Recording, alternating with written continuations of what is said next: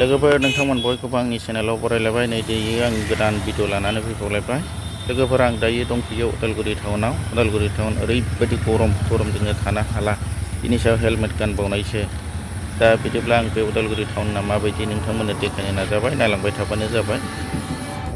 गरमनि थाखायनो टाउनाव रावबो गैया, लामाफ्रावनो ओरैबायदि एरसोजोबनाय, रुमफ्राव फांखा लानानै सोरबा एसि लानानै थानानै दंजोबो खोमा। गरमानो रावबो गैया। जायफ्रा बिराद गोनांथार बहाबा थांथारनांगौ खामानि गोनांथार दङ, बिसोरल' एसे साफा सानै ओंखारनाय दं। नै गारिफ्राबो खालि गिलु फालु सान्दुं गरमानो थानो हाया।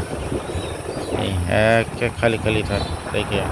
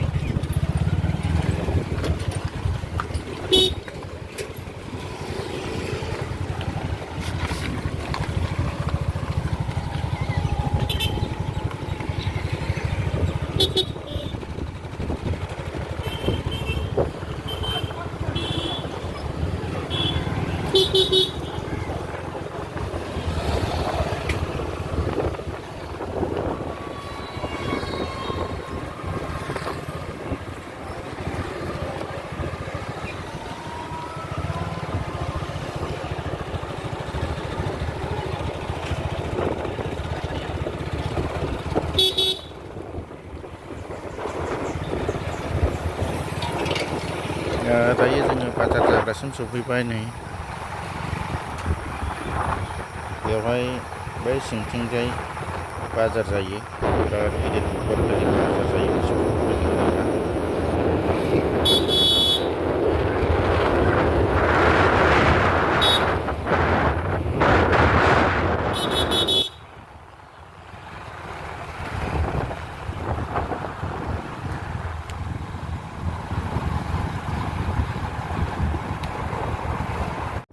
गिलु बालु गरम, नै आजां गाजां गरम, फिट जाहां मोनलायलायबाय हेलमेट गाननायजों ग्रेबजोंनो।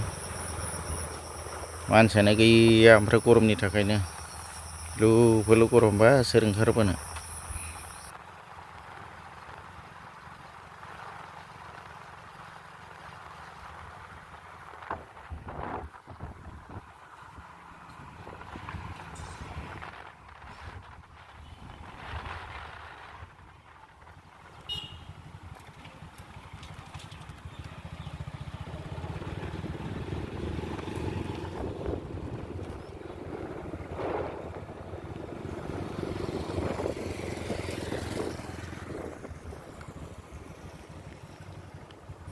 नैबे हटेलाव जों जिरायथ'नोसै लाखिथ'नानै जोङो बेवहाय दसे साहा लोंसै आरो जिरायनानै आराम। लोगोफोर नै जोङो दायो बे हटेलाव जिरायथ'नानै माने साहा लोंसिगोन आरो गरमा अभारद्राय जाबाय नालाय फ्रेसनि दै गुसु लोंनो नागिरबाय आरो फारसेथिं थान्दा बुस्थु एसे जानोसै आरो साहाबो लोंसै। बेयाव दसे जिरायनानै जोङो थांफिनसिगोन आरो बे हटेलाव। बिदिब्ला लोगोफोर भिडिअखौ बेखिनियावनो फोजोबथ'नोसै। नायनायनि थाखाय रोजा रोजा साबायखर। बाय बाय।